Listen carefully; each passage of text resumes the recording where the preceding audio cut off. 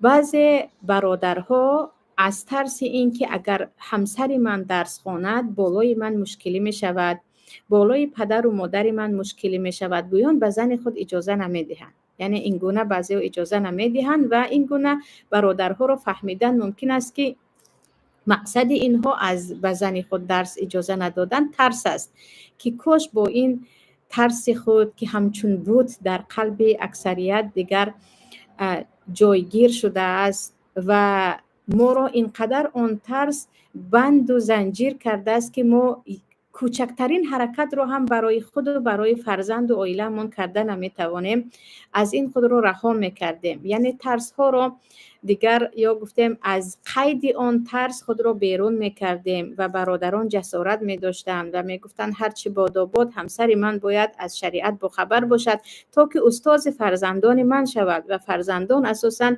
تربیه و علم رو از مادر خود میگیرند. و این سخن الله هست که هل یستوی الذین یعلمون و الذین لا یعلمون، آیا برابر هستند اونی که میداند و اونی که نمیداند؟ آیا برابر است زنی که علم دارد و زنی که بیسواد است؟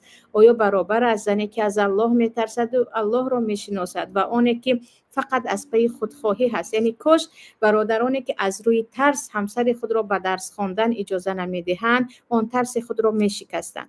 اما یک قسم برادران دیگر هم هستند که با از اینکه میبینند که علم به همسر آنها هیچ فایده نکرده ایستاده است، برعکس هرچی خوانده ایستاده است، هرچی زبانش درازتر می شود، میگن برای من زنی خواندگی لازم نیست. اینجا یکم به جاهلیت یا گفتیم یک اخلاق جاهلیت هم هست، اما از یک جهت عیب بعض زنها یا خواهرها هم هست.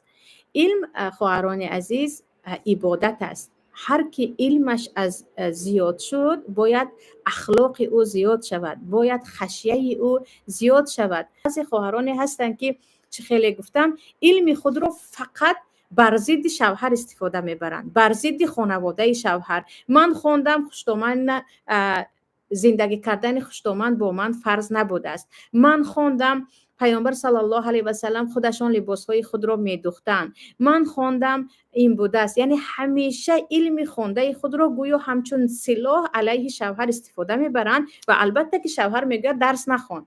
همون بیسوادیت خوب بود که اینقدر زبانی دراز نداشتی. برای همین وقتی که شوهر به درس خوانی اجازه نمیدهد ببینیم آیا او از روی ترس به این اجازه نمیدهد یا اینکه ما سبب شدیم که هرچی خوندیم اخلاقمون بدتر شد و این را دید و دیگر اجازه نداد.